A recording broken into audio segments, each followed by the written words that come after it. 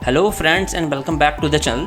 आज की video specially design की है हमने पावर बीआई के लिए। पावर बीआई एक बहुत ही पावरफुल किस्म का टूल है जिसका मकसद ना सिर्फ डेटा को एनालाइज करना, डेटा के ऊपर डिफरेंट एनालिटिकल स्किल्स को अप्लाई करना और उसके साथ साथ एंड प्रोडक्ट यानी कि डेटा की विजुअलाइजेशन भी इसके अंदर की जा सकती है। पावर बीआई बहुत ही ज़्यादा वाइडली यूज़ किया जाता है। आज के कोर्स के अंदर हम कोशिश करेंगे कि पावर बीआई को हम बहुत ही बेसिक से सीखना शुरू करें और एक छोटा सा सिंपल सा प्रोजेक्ट भी साथ में हम इसके अंदर क्रिएट करके देखेंगे। आज का हम प्रोजेक्ट हमारा किसी भी एक पिज़्ज़ा की कंपनी के ऊपर होगा जिसके अंदर हम डेटा की डिफरेंट इंसाइट्स जो है वो निकाल कर देखेंगे और देखेंगे कि किस तरीके से डेटा ड्रिवन डिसीजंस हमारे लिए बहुत हेल्पफुल होते हैं और हम विजुअलाइजेशन के ज़रिए किस तरीके से अपने डिसीजंस को इम्प्रूव कर सकते हैं। तो इसके अंदर ज़रा देखिएगा कि हम डिफरेंट टाइप ऑफ चार्ट्स को भी डिस्कस करेंगे कि किस टाइप ऑफ चार्ट को किस पर्पज़ के लिए इस्तेमाल किया जाता है और उसके साथ साथ हम फार्मूलाज़ को भी देखेंगे कि कौन कौन से हमारे पास मीनिंगफुल फार्मूलाज़ इसके अंदर एक्सेल के अंदर मौजूद होते हैं और इसके साथ साथ हम ज़रा ये भी देखेंगे कि डेटा की ट्रांसफॉर्मेशन हमारे लिए कितनी हेल्पफुल है। तो डेटा ट्रांसफॉर्मेशन के ऊपर भी बहुत कुछ हम सीख रहे होंगे। तो 3 पोर्शन होंगे हमारी वीडियो के। डेटा ट्रांसफॉर्मेशन सीखेंगे, कुछ फार्मूलाज़ को सीखेंगे और उसके साथ साथ हम विजुअलाइजेशन को सीखेंगे। तो इन तीनों चीज़ों के लिए ज़रूरी है हम पावर बीआई के लिए एक के अंदर एक पूरे प्रोजेक्ट के ऊपर काम करें। तो आज ज़रा स्टार्ट करते हैं। पावर बीआई के हवाले से बात करते चलें। पावर बीआई माइक्रोसॉफ्ट का एक प्रोडक्ट है और आप इससे फ्रीली इस्तेमाल कर सकते हैं। इसकी काफ़ी सारी सर्विसेज बिल्कुल फ्री हैं। तो इसके 2 डिफरेंट किस्म के सॉफ्टवेयर मिलते हैं।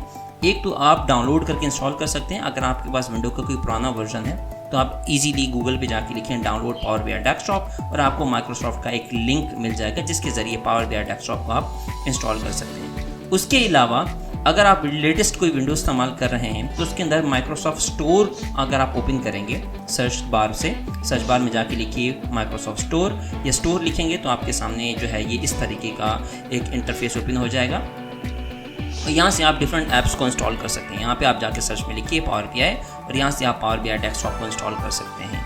मैं जो आज इस्तेमाल करने वाला हूँ ये स्टोर का एक वर्जन इस्तेमाल करने वाला हूँ। दोनों में थोड़े बटन्स का थोड़ा सा डिफरेंस है, बहुत ज़्यादा डिफरेंस नहीं है, कुछ माइनर डिफरेंसेस हैं। तो आज मैं ये पावर बीआई की ऐप इस्तेमाल करने वाला हूँ। तो ये ऐप मैंने इंस्टॉल की भी है और इस ऐप को मैं इस्तेमाल करने वाला हूँ।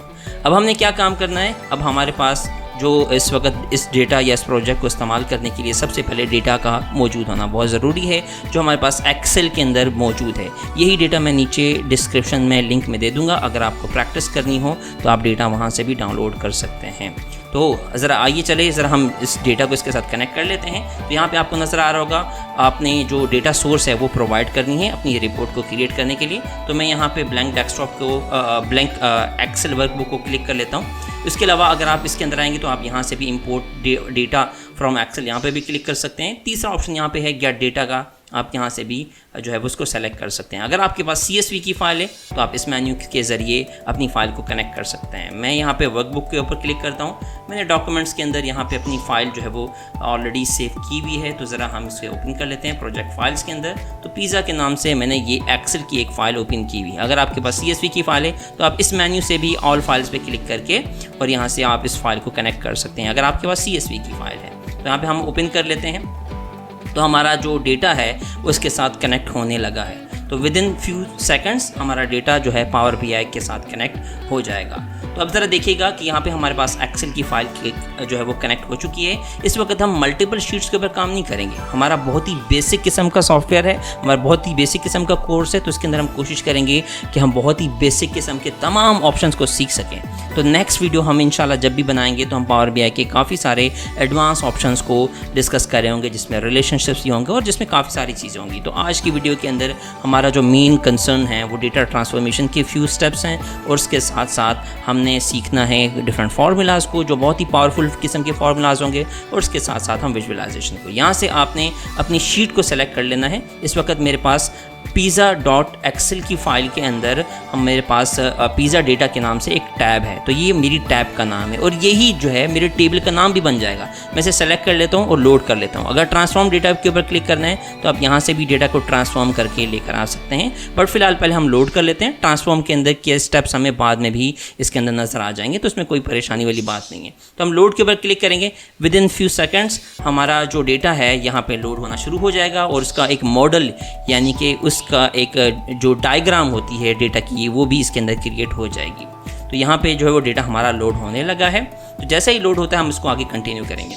डेटा हमारा सक्सेसफुली लोड हो गया है, इसके अंदर कोई एरर्स नहीं है। तो यही वाली फाइल मैं आपको प्रोवाइड भी कर दूंगा डिस्क्रिप्शन के अंदर, जहाँ से आप डाउनलोड कर सकते हैं। अब जैसे ही डेटा हमारे पास यहाँ कनेक्ट हो गया तो आप देख सकते हैं कि हमारे पास काफ़ी सारी टैब हैं। इस वक्त हम होम टैब के अंदर मौजूद हैं। अगर आपको फाइल सेव करनी है तो फाइल के ऊपर क्लिक करके, यहाँ से सेव एज के ऊपर क्लिक करके और यहाँ से ब्राउज दिस डिवाइस के ऊपर क्लिक करके आप यहाँ से इसको सेव कर सकते हैं। तीसरा तरीका ये कि आप इसके अंदर साइन इन कर लीजिए और साइन इन करके आप इसको क्लाउड के ऊपर जो है वो स्टोर कर सकते हैं। तो यूजुअली क्लाउड के अंदर अगर आपको स्टोर करना हो तो मैं रिकमेंड करूँगा कि आप पावर BI डेस्कटॉप का सॉफ्टवेयर आप इंस्टॉल करें और उसके अंदर ऐप के ऊपर काम ना करें। ओके, तो अब ज़रा फाइल को हम सेव करने की कोशिश करते हैं। फाइल के ऊपर क्लिक करते हैं, सेव एज के ऊपर क्लिक करते हैं। यहाँ हमें एक ऑप्शन नज़र आएगा browse this device. Browse this device के ऊपर क्लिक करते हैं। अच्छा, मैंने अपने डॉक्यूमेंट के अंदर, अपने डॉक्यूमेंट के फोल्डर के अंदर एक फ़ोल्डर ऑलरेडी क्रिएट किया हुआ था प्रोजेक्ट फाइल्स के नाम से, तो इसके अंदर हम इसको सेव कर देते हैं। नाम मैं इसका रख रहा हूँ दी फेमस पिज़्ज़ा, ये मेरी फ़ाइल का नाम है। तो सेव एज पे के ऊपर क्लिक कर देते हैं। तो यहाँ पे हमारा जो फाइल है वो यहाँ पे सेव हो चुकी है।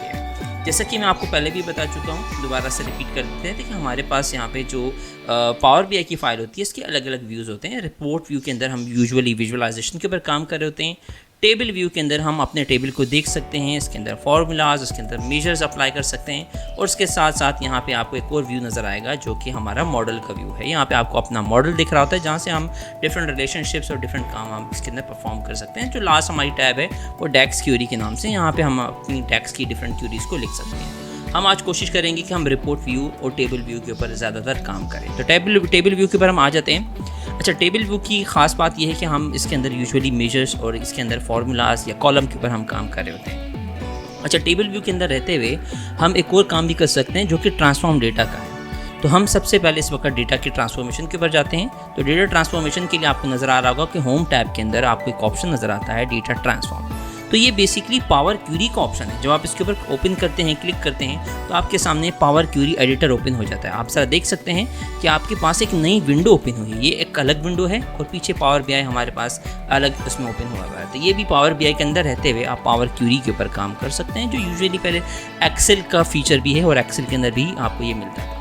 यहाँ पे हम डिफरेंट कॉलम्स को रिमूव कर सकते हैं, कॉलम्स को यहाँ पे नए कॉलम्स को ऐड कर सकते हैं। यहाँ पे हम डिफरेंट कॉलम की सिलेक्शन कर सकते हैं, फॉर्मेट के चेंजेस कर सकते हैं। यहाँ पे आपको अगर किसी भी कॉलम के फॉर्मेट को सेट करना हो, कॉलम्स को स्प्लिट करना हो, ये सारे के सारे काम हम यहाँ पे हम कर सकते हैं। तो इस वक्त हम सबसे पहला काम क्या करने जा रहे हैं, हम यहाँ से अपने कुछ कॉलम को रिमूव कर लेते हैं। यहाँ पर ज़रा जाके देखते हैं कि हमारे पास एक कॉलम है, कॉलम 12 के नाम से यहाँ पे आपको कॉलम नज़र आ रहा है, जो कि अननेसेसरी कॉलम है और ब्लैंक कॉलम है। हम इस कॉलम को सिलेक्ट करके यहाँ आप ज़रा देखिएगा कि आपको एक ऑप्शन नज़र आ रहा होगा रिमूव कॉलम के नाम से। आप इसके ऊपर क्लिक करें तो आपका कॉलम यहाँ से रिमूव हो जाएगा। तो आपने देख लिया कि किस तरीके से आप कॉलम को रिमूव कर सकते हैं। कॉलम को रिमूव करने के साथ साथ आप इनकी पोजीशनिंग को भी चेंज कर सकते हैं। आप इसको ज़रा लॉन्ग प्रेस करके ड्रैग करें तो आप किसी भी कॉलम की पोजीशन को चेंज करना चाहें तो आप वो भी कर सकते हैं।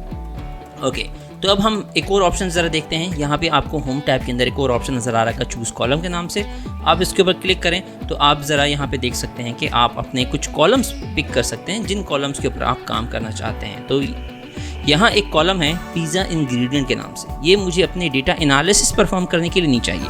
ये कॉलम डेटा में मौजूद था, बट मुझे ना ही इसके ऊपर कोई एनालिटिक्स परफॉर्म करनी है, ना ही मैं इसकी विजुअलाइजेशन के ऊपर काम करना चाहूँगा। तो मैं यहाँ से इसको जो है अनचेक कर देता हूँ ताकि मैं इस कॉलम को इस डेटा के अंदर जो है ना देख रहा हूँ। तो यहाँ पे मैंने इस कॉलम को भी रिमूव कर दिया। अच्छा, अगर आपको अपने डेटा के अंदर डुप्लीकेट्स रिमूव करने हो, जो कि बहुत ज़रूरी होते हैं, अगर आपके पास डुप्लीकेट रोज़ हैं और एक ही रो 4 दफ़ा 6 दफ़ा लिखी गई है, ना ही उसकी एवरेज अच्छी आएगी, सही आएगी, ना ही आप डेटा का सम सही निकाल पाएंगे। तो यानी कि डेटा के जो आंसर्स हैं, जो समराइजेशन के जो आंसर्स हैं, वो आपके सही नहीं आ रहे होंगे। तो हमारी कोशिश होती है कि हम डुप्लीकेट्स को रिमूव कर दें। आपको यहाँ पे एक ऑप्शन नज़र आएगा, आपने यहाँ पे इस मेन्यू के ऊपर क्लिक किया, यहाँ पे आपको नज़र आएगा कि रिमूव डुप्लीकेट्स और रिमूव एरर के ऑप्शंस मौजूद हैं। जो एक्सेल के अंदर किसी फार्मूला की वजह से कुछ एरर्स होते हैं, ये इंपोर्ट के अंदर कुछ एरर्स होते हैं, वो भी रिमूव हो जाते हैं। यूजुअली जो सबसे कॉमन एरर होता है वो डेट का होता है।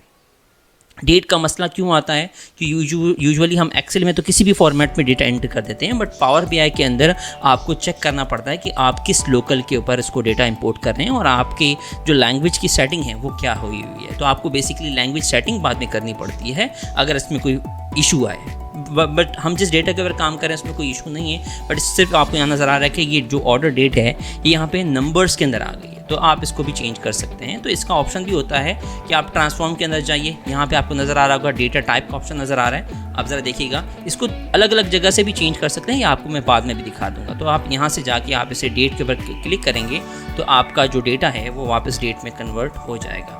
तो हमने इस कॉलम को डेट में कन्वर्ट कर दिया। बाकी तमाम कॉलम्स को हम जब ट्रांसफॉर्म से वापस चले जाएंगे तो मैं वहाँ से भी आपको दिखा दूंगा कि वहाँ भी इसका ऑप्शन नज़र आता है। अच्छा, मैं डेटा को एनालाइज कर रहा हूँ, मुझे यहाँ पे नज़र आ रहा है कि मेरे पास एक कॉलम है। अच्छा, मेरे पास एक कॉलम है, इसका नाम ज़रा देखिएगा, पिज़्ज़ा साइज़, पिज़्ज़ा कैटेगरी। दो चीज़ें एक ही कॉलम में आ रही हैं, तो ये ज़रूरी है कि हम इन दोनों कॉलम को स्प्लिट करें। हम पिज़्ज़ा साइज़ को अलग कॉलम में ले जाएं और पिज़्ज़ा कैटेगरी को अलग कॉलम में ले जाएं। क्यों स्प्लिट करना ज़रूरी है? तमाम एट्रीब्यूट्स को स्प्लिट करके ही डेटा के अंदर रखा जाता है ताकि तमाम डेटा की एनालिसिस अच्छे तरीके से परफॉर्म की जाए। अगर अलग है तभी हम मीडियम की टोटल प्राइस निकाल सकेंगे, मीडियम की एवरेजेस निकाल सकेंगे, लार्ज की जो है वो हम एवरेज या इस तरीके से तमाम चीज़ें हम डिटेल में निकाल पाएंगे। तो इसके लिए ज़रूरी है हम इसको अलग कर दें। अच्छा, इसको अलग करने के लिए हमारे पास काफ़ी सारे ऑप्शंस होते हैं। हम कोशिश करेंगे कि हम एक ऐसा मेथड सीखें जिसके ज़रिए किसी भी किस्म का डेटा हो तो हम उसको आसानी से स्प्लिट कर पाएँ। तो हम क्या काम करते हैं, यहाँ पे राइट क्लिक करते हैं, इसी कॉलम के ऊपर आपको एक ऑप्शन नज़र आएगा, ऐड कॉलम फ्रॉम एग्जाम्पल्स। ये एक बहुत ही पावरफुल फीचर है जिसके अंदर आपको डेटा के सैम्पल्स बताने पड़ते हैं और ये स्प्लिट हो जाता है। यानी कि आपको यही काम 2 दफ़ा परफॉर्म करना पड़ेगा, एक दफ़ा पिज़्ज़ा साइज़ के लिए और एक दफ़ा पिज़्ज़ा कैटेगरी के लिए। तो यहाँ पे हम कॉलम के ऊपर डबल क्लिक करते हैं तो हम यहाँ पे जो है वो इसका नाम चेंज कर देते हैं। हम कोशिश करेंगे कि जो डेटा यहाँ पे लिखा हुआ है बिल्कुल सेम वैसी स्पेलिंग के अंदर यहाँ पे लिखते हैं। हमने यहाँ पे इसकी हेडिंग लिख दी पिज़्ज़ा साइज़ और अब इसके नीचे डेटा लिखने वाले हैं। तो आपको नज़र आ रहा होगा यहाँ पे पहला डेटा जो कि होना चाहिए M, ठीक है, क्योंकि पहला साइज़ M है, क्लासिक नहीं है क्योंकि क्लासिक पिज़्ज़ा कैटेगरी में आ रहा है। और उसके बाद जब आप दूसरा लिखेंगे यहाँ पे M है, तीसरा L है, आपको नज़र आ रहा होगा जब 2-3 एंट्रीज़ करेंगे। वैसे तो मुझे पहले ही एंट्रीज़ में यहाँ पे आ गया, सारी सजेशन नज़र आ गई हैं। समटाइम्स आपको 3-4 एंट्रीज़ करनी पड़ती हैं। आपने कोशिश ये करनी है कि आप डेटा यहाँ से देख के लिखें। तो थोड़ी सी कॉम्प्लिकेशंस तब आती हैं जब आपके डेटा के बीच में स्पेसेस ज़्यादा हैं। मेरे पास स्पेसेस एक ही हैं तो इसीलिए मेरे पास सजेशन जल्दी आ गई हैं। तो जब मैं ओके पे क्लिक करूँगा तो आपको नज़र आएगा कि एक नया कॉलम क्रिएट हो गया है उसी कॉलम के बीच में से, पिज़्ज़ा साइज़ के नाम से। अब ये स्टेप दोबारा रिपीट करते हैं, राइट क्लिक करते हैं और ऐड कॉलम फ्रॉम एग्जाम्पल के ऊपर क्लिक करते हैं। तो यहाँ आपको नज़र आ रहेगा कि एक नया कॉलम यहाँ पे सजेस्टेड कॉलम यहाँ पे ओपन हो गया है। अब हम ज़रा इसके अंदर एडिट करने जा रहे हैं। तो क्या काम करते हैं कि एक एडिट करने से पहले हम इस कॉलम को बिल्कुल इसके साथ यहाँ पे हम यहाँ पे रख लेते हैं ताकि आपको जो है वो काम करने में आसानी हो, ताकि आपको आमने सामने आप इसको देख सकें। तो हम यहाँ पे क्लिक करते हैं, डबल क्लिक करते हैं। हमने यहाँ पे लिखा पिज़्ज़ा अंडरस्कोर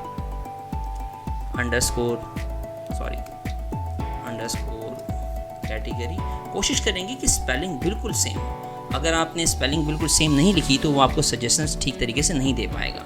तो दूसरा हमारे पास डेटा में सिर्फ क्लासिक आएगा। तो आपको नज़र आ रहा है कि यहाँ पे क्लासिक है, फिर वेजी है, फिर सुप्रीम है, फिर वेजी है, फिर चिकन है। आप कुछ रैंडम एंट्रीज चेक कर लीजिएगा कि आपको नज़र आ रहा है कि अगर वो स्प्लिट बिल्कुल सही हुआ है, आप थोड़ा सा नीचे स्क्रॉल डाउन भी करके देखिएगा, स्प्लिट सही हुआ है तो आप ओके पे क्लिक कर देंगे। तो अब आपको नज़र आएगा कि मैंने एक ही कॉलम के बीच में से 2 अलग अलग कॉलम पिज़्ज़ा साइज़ और पिज़्ज़ा कैटेगरी यहाँ पे निकाल लिए। अब पुराने कॉलम की ज़रूरत नहीं है, हम इसको सेलेक्ट करके हम इसको रिमूव कर लेते हैं। होम टैब के ऊपर जाना पड़ेगा पावर क्वेरी के और यहाँ से हम रिमूव कॉलम के ऊपर क्लिक कर देते हैं। तो हमारे पास यहाँ पे कॉलम रिमूव हो गया है। अच्छा, कुछ और हमें कॉलम्स ऐड करने हैं। हमारे पास ऑर्डर डेट मौजूद है।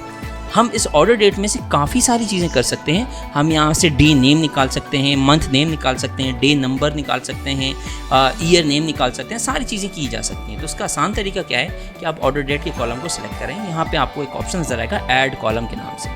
अब जब आप इस पर क्लिक करेंगे तो यहाँ पे वैसे आपको नज़र आएगा कि डेट के, टाइम के, ड्यूरेशन के और इस तरह की काफ़ी सारी चीज़ें हैं जो आप यहाँ पे परफॉर्म कर सकते हैं। उसके लिए आपके पास डेट का कॉलम होना ज़रूरी है। मैं यहाँ पे डेट के ऊपर क्लिक करता हूँ। मुझे सबसे पहले इसके अंदर से क्या चीज़ निकालनी है, मुझे इसके अंदर से नेम ऑफ मंथ निकालना है। तो मैं डेट के ऊपर क्लिक करता हूँ, मंथ के ऊपर क्लिक करता हूँ, नेम ऑफ मंथ के ऊपर क्लिक करता हूँ। आपको नज़र आएगा कि एक नया कॉलम यहाँ पे क्रिएट हो गया है जो कि मंथ नेम यहाँ पे आपको दिखा रहा होगा। आप एंड में जाके देखिएगा कि आपको मंथ नेम के नाम से एक नया कॉलम नज़र आ गया है जिसने उसी डेट के कॉलम में से मंथ नेम निकाल लिया है। ओके, अब हम यहाँ पे कोशिश करते हैं कि अब हम ज़रा दूसरी चीज़ें भी इसमें से निकाल लें, जैसा कि हम यहाँ पे मंथ नेम के साथ साथ हम यहाँ पे निकाल लेते हैं डे ऑफ वीक, यानी कि नेम ऑफ द डे।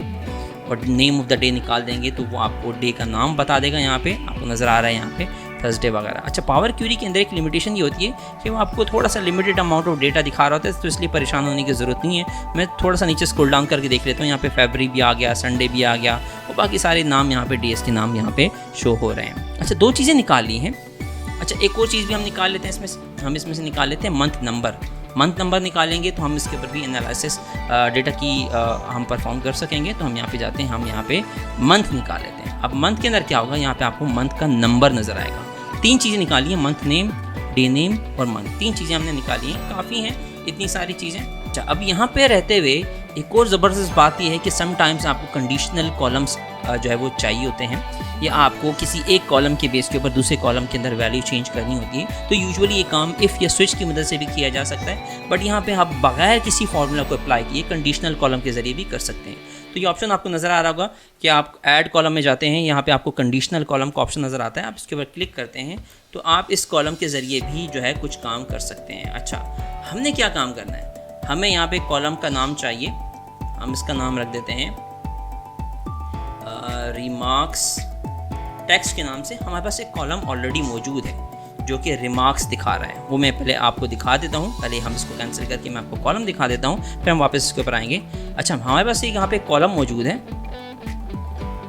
ये रहा रेटिंग के नाम से, जिसके अंदर रेटिंग्स नंबर में आ रही है 2, 3, 4। मैं चाह रहा हूँ इन तमाम नंबर्स के अगेंस्ट हम टेक्स्ट लिखते हैं, तो उसके लिए कंडीशनल कॉलम ज़रूरी है। तो हम कंडीशनल कॉलम में वापस दोबारा चले जाते हैं, कॉलम का नाम हम रख देते हैं रिमार्क्स टेक्स्ट, और यहाँ पे हम कॉलम पिक कर लेते हैं कि आपको कौन सा कॉलम चाहिए। मुझे चाहिए यहाँ पे रेटिंग्स के नाम से। अच्छा, ऑपरेटर इज़ इक्वल टू का चाहिए, और इज़ इक्वल टू में हम चाह रहे हैं कि अगर हमारे पास वैल्यू 1 हो तो आउटपुट में दिखा दीजिए बैड। ठीक है, नया क्लॉज ऐड कर लेते हैं, सेम वही चीज़ें हम इसमें रिपीट करते हैं। यहाँ पे हम लेते हैं रेटिंग्स इक्वल में हम कहते हैं अगर इक्वल टू हो, रेटिंग्स के अंदर इक्वल टू हो तो आप उसकी जगह टेक्स्ट दिखा दीजिए एवरेज। ठीक है, नया क्लॉज ऐड कर लेते हैं और इसके अंदर हम यहाँ पे ले लेते हैं रेटिंग्स इक्वल्स टू, यहाँ पे हम रख देते हैं 3, और यहाँ पे एवरेज के बाद हम यहाँ लिख देते हैं गुड। ठीक है, इसी तरीके से एक नया क्लॉज ऐड कर लेते हैं और इस नए क्लॉज के अंदर भी हम सेम वही काम परफॉर्म कर लेते हैं, रेटिंग्स, और इसको रख देते हैं 4, और यहाँ पे हम रख देते हैं टेक्स्ट लिख देते हैं एक्सीलेंट।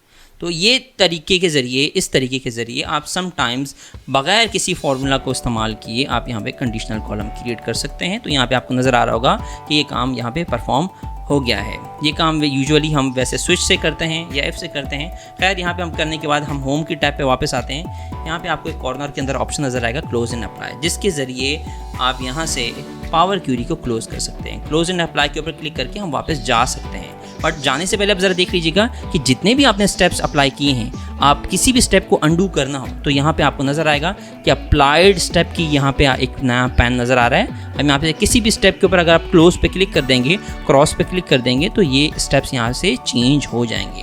तो इन स्टेप्स को रिवर्स करना आसान है। किसी भी वक्त पावर क्यूरी के ऊपर आइए और यहाँ से किसी भी अप्लाइड स्टेप को क्रॉस कर दीजिए तो वो आपका स्टेप जो है वो यहाँ से रिमूव हो जाएगा। हम यहाँ पे क्लिक करते हैं, क्लोज एंड अप्लाई पे क्लिक करते हैं तो आप पावर क्यूरी में से वापस आ चुके हो। अब आपको नज़र आएगा कि आपका डेटा रिफ़्रेश हो रहा है, नया मॉडल क्रिएट हो रहा है और आपका डेटा यहाँ पे चेंज हो चुका होगा विद इन फ्यू सेकेंड्स।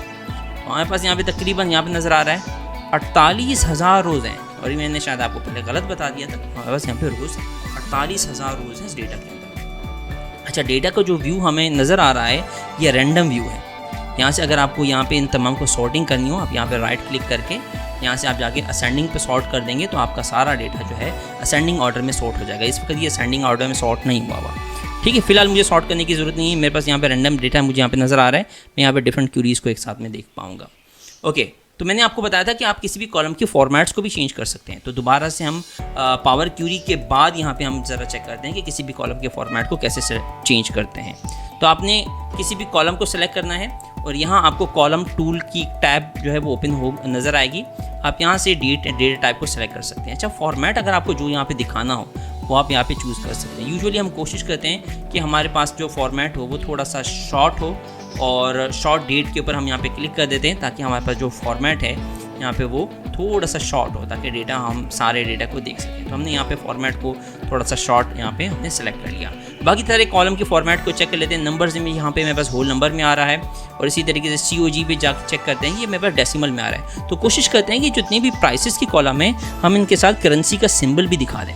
तो मैं यहाँ पे आपको ज़रा दिखा देता हूँ कि ये डॉलर्स में डेटा मौजूद है। अगर आपको PKR में चाहिए हो तो वो भी कैसे करते हैं वो भी मैं आपको थोड़ी देर में बता देता हूँ। फिलहाल मैं इसके साथ जो है वो डॉलर का सिंबल लगाने जा रहा हूँ। तो किसी भी आपने सेल को सेलेक्ट करना है, यहाँ से चेक कर लीजिए कि डेटा टाइप उसकी डेसिमल होनी चाहिए और फॉर्मेट में आप जाके यहाँ पे आप करेंसी सेलेक्ट कर लेते हैं तो आपका जो डेटा है यहाँ पे डॉलर्स के अंदर शो होना शुरू हो जाएगा। इसको चेंज भी किया जा सकता है, वो भी मैं आपको थोड़ी देर में बता देता हूँ। तो आपने दूसरे कॉलम को भी सेलेक्ट करके यहाँ से आपने इसको करेंसी में कन्वर्ट कर दिया और फिर इसी तरीके से तीसरे कॉलम को भी हम जाके सेलेक्ट करके और यहाँ से हम जाके इसको करेंसी में चेंज कर देते हैं। सॉरी, तो यहाँ पे हमने करेंसी के ऊपर चेंज कर दिया। तो अब आपको नज़र आ रहा होगा कि हमने तीनों के फॉर्मेट यहाँ पे करेंसी में सेलेक्ट कर लिए हैं। बाकी कॉलम्स को चेक कर लेते हैं। किसी भी कॉलम की अगर डेटा टाइप में कोई इशू होगा तो हम ज़रा उसको जाके सेट कर देंगे। नए कॉलम्स हमारे यहाँ पे क्रिएटेड हैं टेक्स्ट रिमार्क्स के नाम से, मंथ नेम के नाम से, उनकी डेटा टाइप ऑलरेडी ठीक आ रही है। तो यहाँ पे हमने तमाम कॉलम्स के फॉर्मेट को सेट कर दिया है। ओके, अब हम यहाँ पे अपना पहला फॉर्मूला अप्लाई करने जा रहे हैं। ये काम वैसे हम ट्रांसफॉर्म के ज़रिए भी कर सकते थे। हम यहाँ से ईयर निकालना चाह रहे हैं, जैसे हमने पहले इसमें से निकाले हैं सारी चीज़ें, डे नेम, मंथ नेम और यहाँ पे मंथ निकाला है। यहाँ से ईयर भी निकाला जा सकता है। तो ईयर का एक फार्मूला भी होता है। तो कोशिश करते हैं हम बहुत ही सिंपल और बेसिक सा फार्मूला यहाँ पे हम सीख लें। होम टैब के अंदर रहते हुए भी आपको ये ऑप्शन नज़र आएगा न्यू कॉलम के नाम से, और कॉलम अगर आपने कोई सेलेक्ट किया हुआ है तो कॉलम टूल के अंदर भी आपको ये बटन मिल जाएगा न्यू कॉलम के नाम से। जब आप न्यू कॉलम के ऊपर क्लिक करते हैं तो आपको ऊपर टॉप के ऊपर फार्मूला लिखने की जो है वो स्पेस मिल जाती है, जिसके अंदर आप रहते हुए फार्मूला आप जो है वो यहाँ पे लिख सकते हैं। अब हम थोड़ी देर में कोशिश करेंगे कि कॉलम्स और मेजर्स के बीच में फ़र्क को समझें, बट फिलहाल हम एक यहाँ पे कॉलम क्रिएट करने जा रहे हैं। कॉलम का नाम हम रख दिया ऑर्डर ईयर, और हम यहाँ से डेट के अंदर से ईयर निकालेंगे। तो डेट के अंदर से ईयर कैसे निकालेंगे उसके लिए फॉर्मूला यहाँ पे लिखने वाले हैं। मैं थोड़ा सा जूम इन कर देता हूँ ताकि आपको नज़र आ सके। हमने यहाँ पे लिखा ईयर, ईयर हमारे फार्मूला का नाम है, ये एक्सेल का ही फार्मूला है। अब इसके अंदर हमने डेट पास करनी है। अच्छा, डेट पास करने का पैटर्न क्या है कि आपको टेबल का नाम लिखना पड़ता है। टेबल का नाम कहाँ मौजूद होगा, आप ज़रा यहाँ पे देखिएगा कि आपको यहाँ पे पिज़्ज़ा डेटा के नाम से जो नज़र आ रहा है ये आपके टेबल का नाम है। और ये आप मॉडल के अंदर भी देख सकते हैं। ये पिज़्ज़ा डेटा क्या है, ये मेरी एक्सेल के अंदर जो वर्कशीट का नाम था ये वही नाम यहाँ पे ऑटोमेटिकली टेबल के नाम में कन्वर्ट हो जाता है। तो हमने टेबल के नाम को यहाँ पे हमने यूज़ करना होता है। तो आप यहाँ पे लिखोगे पिज़्ज़ा डेटा, तो आपको सजेशंस मिलना शुरू हो जाएंगे। अच्छा, इसके अंदर मुझे ऑर्डर डेट सेलेक्ट करनी है। पैटर्न क्या है, अब आपको नज़र आ गया होगा। पैटर्न ये है, आपने यहाँ पे लिखना होता है टेबल का नाम और स्क्वायर ब्रैकेट्स के अंदर कॉलम का नाम लिखना होता है। फार्मूला के लिए क्या लिखना होता है, आपको फार्मूला का नाम राउंड ब्रैकेट्स के अंदर लिखना पड़ता है, फार्मूला का नाम और राउंड ब्रैकेट्स। तो इसके ज़रिए इसी तरीके से आप फार्मूला अप्लाई कर सकते हैं। यहाँ पे आपको कमेंट का ऑप्शन भी नज़र आ रहा है, आप एंटर भी प्रेस कर सकते हैं और इससे बाहर भी जब क्लिक करेंगे तो आपका जो फार्मूला है यहाँ पे अप्लाई हो जाएगा। अब आप ज़रा देखिएगा कि यहाँ पे हमारे पास ऑर्डर ईयर के नाम से एक नया कॉलम क्रिएट हो गया है, जिसने यहाँ पे तमाम कॉलम के अंदर ईयर लिख दिए हैं और इसी डेट में से ईयर एक्सट्रैक्ट किया है। तो इसके ज़रिए आप फार्मूला लगा सकते हैं। यही वाले काम हम पहले जो हमने ट्रांसफॉर्म के अंदर किए थे उसके ज़रिए भी कर सकते हैं और यहाँ से भी फार्मूला अप्लाई कर सकते हैं। अच्छा, कुछ और फार्मूला अप्लाई करते हैं। हम ज़रा कोशिश करते हैं कि हमारे पास यहाँ पे जो हम वैसे तो इस पूरे प्रोजेक्ट के अंदर डॉलर्स के अंदर काम करेंगे, बट फिलहाल सिर्फ समझाने के लिए मैं यहाँ पे कॉस्ट ऑफ गुड को PKR में या के रुपीज़ के अंदर कन्वर्ट करने का तरीक़ाकार मैं आपको बता रहा हूँ। तो आपने क्या काम करना है, सबसे पहले तो एक नया कॉलम क्रिएट करना है। तो हमने होम पे जाना है और यहाँ से हम नए कॉलम के ऊपर क्लिक करेंगे। जब आप नए कॉलम के ऊपर क्लिक करेंगे तो आपको यहाँ पे नज़र आएगा फार्मूला। तो हमने इस फार्मूला के अंदर क्या काम करने वाले हैं मैं भी आपको बताता हूँ। तो थोड़ा सा जूम इन कर लेते हैं। मैं इसका नाम लिख देता हूँ COG PKR, ठीक है। वैसे मैंने आपको बता चुका हम डॉलर के अंदर ही काम करेंगे, बट फिलहाल सिर्फ समझाने के लिए। तो आपको यहाँ पे COG लिखना है, सजेशंस के अंदर ऑलरेडी वो आ जाएगा। जब आप इसको सेलेक्ट करेंगे तो कुछ इस तरह से नज़र आएगा, पिज़्ज़ा डेटा और स्क्वायर ब्रैकेट्स के अंदर हमारे कॉलम का नाम। अच्छा, हम इसको मल्टीप्लाई कर देते हैं हमारे डॉलर के रेट से। लेट्स से डॉलर का रेट है 279 पॉइंट समथिंग। तो आप जैसे ही आप यहाँ पे लिखोगे 0.25, ठीक है, 24 या 25, तो हमने जहाँ पे जैसे ही इंटर पे प्रेस किया तो आपके लिए एक नया कॉलम क्रिएट हो जाएगा। तो ये सिंपल इस तरीके से आप करते हैं, कॉलम का नाम लिखते हैं, मल्टीप्लाई करते हैं और पूरा का पूरा कॉलम मल्टीप्लाई हो जाता है आपकी इस वैल्यू से और एक नया कॉलम क्रिएट हो जाता है। तो नए कॉलम के अंदर आपके पास सारी नई वैल्यूज़ आपको यहाँ पे नज़र आ रही होगी और आपको यहाँ पे सारी की सारी वैल्यूज़ जो है वो चेंज की हुई नज़र आ रही हैं, जिसके अंदर आपको यहाँ पे वैल्यूज़ जो है वो इसके अंदर ऐड की हुई नज़र आ रही है। अच्छा, इस कॉलम को हमने रुपीस में कन्वर्ट तो कर दिया, सिर्फ हमने करेंसी कन्वर्टर लगा दिया, बट इसके साथ करेंसी का सिंबल लगाना ज़रूरी होता है। तो हम कॉलम टूल के ऊपर आते हैं, यहाँ से हमने डेटा टाइप डेसिमल ले ली और यहाँ से हमने करेंसी ले ली। तो बाय डिफ़ॉल्ट यहाँ पे आपको डॉलर का साइन नज़र आएगा, तो जो कि हम इसको हटा के रुपीस का साइन हम यहाँ पे लगाते हैं। जब आप यहाँ पे करेंसी लगा दें तो कॉमा सेपरेटर देख लीजिएगा कि आपका कौन सा वाला है। मैंने कॉमा सेपरेटर लगाया हुआ है, तो इसके अंदर आपको कॉमास भी नज़र आना शुरू हो जाएंगे। अब यहाँ पे क्लिक करते हैं इस डॉलर के सिंबल के ऊपर, तो यहाँ से आपको डिफरेंट करेंसीज नज़र आती हैं। आप थोड़े से स्क्रॉल डाउन करते हुए जाएंगे तो आपको यहाँ पे आपको सारी करेंसीज आपको यहाँ पे नज़र आ जाएंगी। तो हम यहाँ पे स्क्रॉल डाउन करते हैं, अल्फ़ाबेटिकल वाइज स्टोर हुए हुए हैं, तो यहाँ पे हम ज़रा इंग्लिश में चले जाते हैं। तो हम यहाँ पे ज़रा जाके देखते हैं, इंग्लिश पाकिस्तान के अंदर हमें नज़र आ जाएगा। यहाँ पे इंग्लिश पाकिस्तान में आपको ये नज़र आ गया। तो यहाँ पे अब आप ज़रा देखिएगा, इसके साथ हमने RS का सिंबल लगा दिया। तो इस तरीके से आप किसी भी करेंसी को कन्वर्ट करना चाहें तो कन्वर्ट कर सकते हैं। खैर, हमारी कोशिश होगी हम डॉलर्स के अंदर ही काम करें, बट फिलहाल सिर्फ आपको एक फार्मूला सिखाना था कि किस तरीके से हमने मल्टीप्लाई करना है। अब हम ज़रा एक काम करते हैं कि हम इसके अंदर डिस्काउंट किस तरीके से क्रिएट करते हैं, टैक्स किस तरीके से क्रिएट करते हैं, तो ये सारे के सारे इसके अंदर फीचर्स हम अप्लाई करने वाले हैं। अच्छा, डिस्काउंट ऐड करने के लिए हम यहाँ पे एक नया फार्मूला क्रिएट करते हैं। उसके अंदर हम कोशिश करेंगे हम इफ़ के फार्मूला को भी सीख लें। तो हम यहाँ पे नया कॉलम यहाँ पे क्रिएट कर लेते हैं और इस कॉलम का नाम हम रख देते हैं डिस्काउंट। अच्छा, हम ये चाह रहे हैं कि अगर डे नेम, जो डे नेम हम ऑलरेडी निकाल चुके हैं, डे नेम थर्सडे हो, तो उस दिन जो डिस्काउंट होना चाहिए, उस दिन डिस्काउंट 5% होना चाहिए। तो वो कैसे लगाएंगे, तो हम यहाँ पे लिखते हैं इफ़ राउंड ब्रैकेट ओपन और यहाँ पे हम अपने कॉलम को सेलेक्ट कर लेते हैं। हमारा कॉलम क्या है, डे नेम। आपको डे नेम चाहिए, आप डे नेम लिखना शुरू करोगे, सजेशन में ऑलरेडी पिज़्ज़ा डेटा भी आ जाएगा। तो हम यहाँ पे डे नेम का, अगर हमने day name is equal to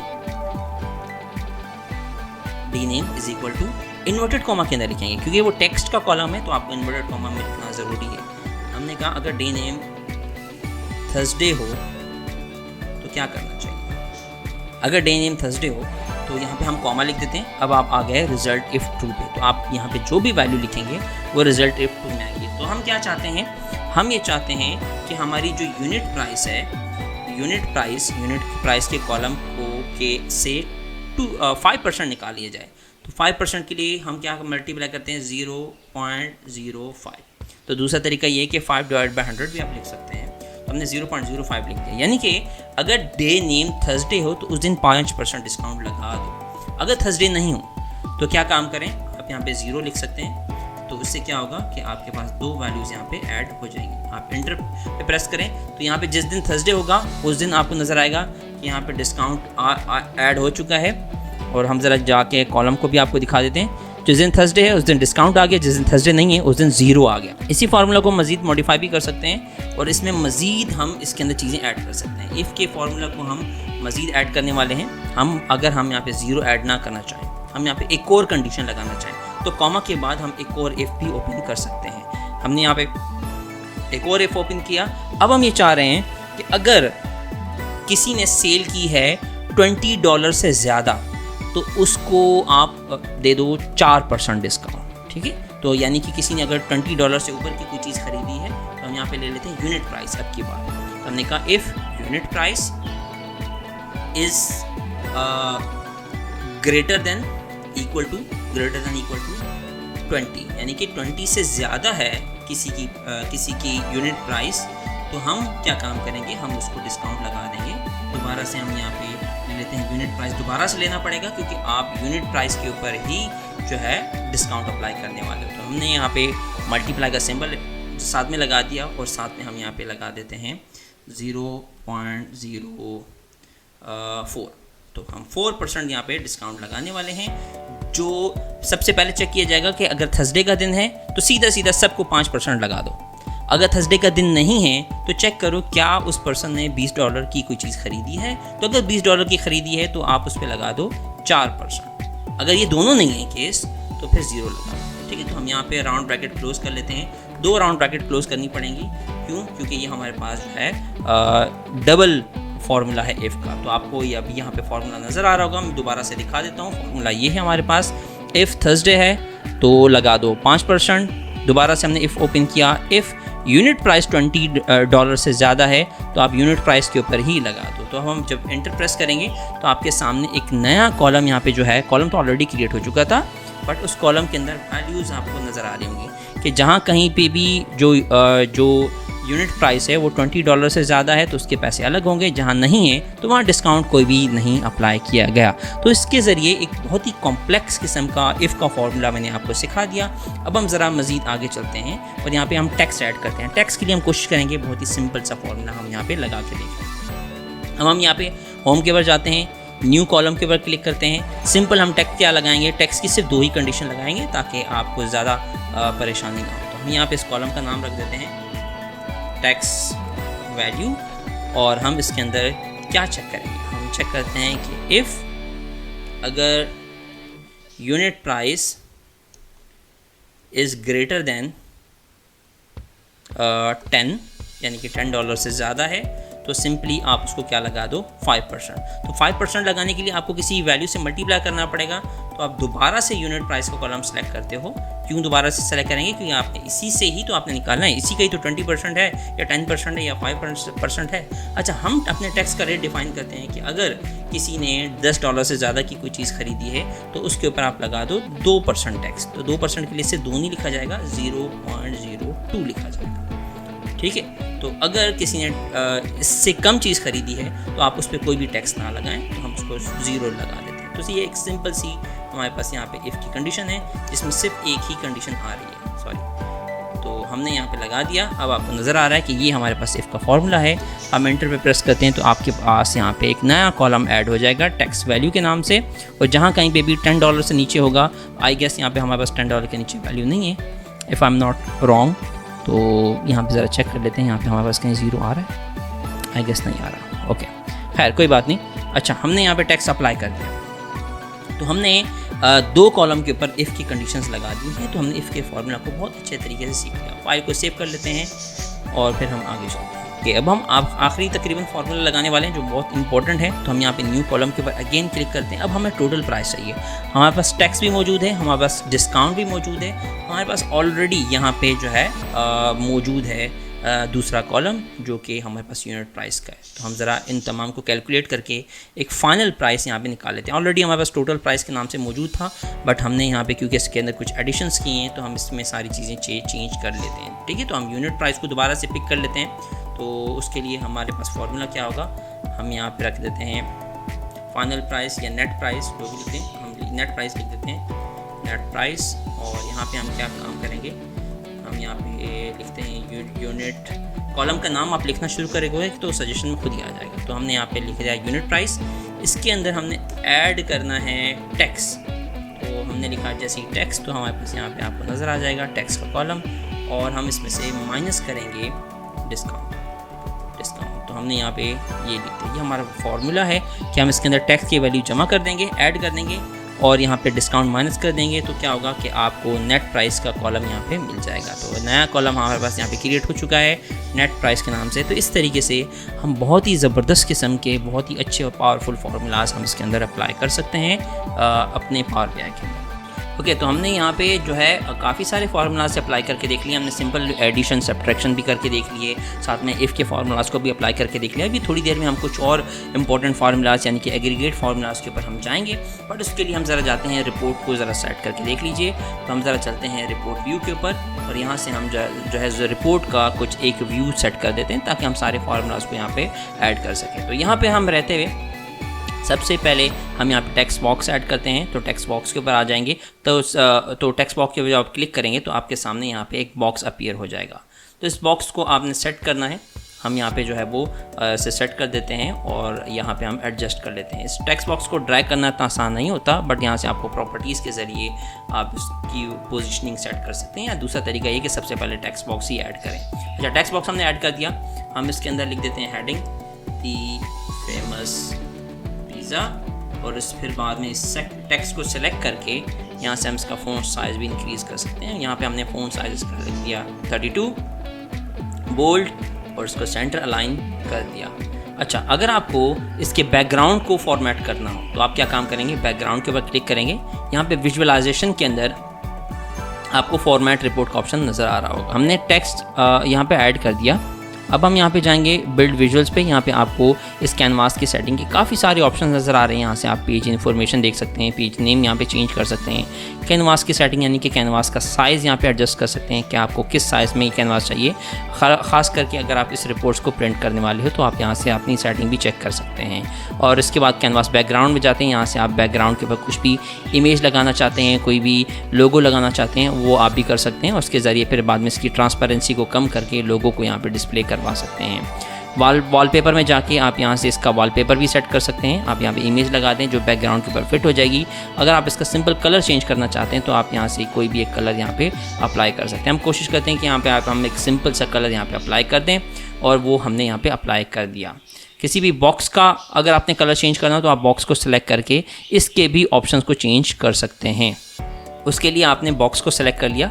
याद रहे कि ये एडिटिंग के अंदर नहीं होना चाहिए। आपने बॉक्स को सिलेक्ट कर लिया, और बॉक्स को सिलेक्ट करने के बाद आप यहाँ पे फॉर्मेट में जाते हैं। यहाँ पे आपको एक ऑप्शन नज़र आएगा इफेक्ट्स के नाम से।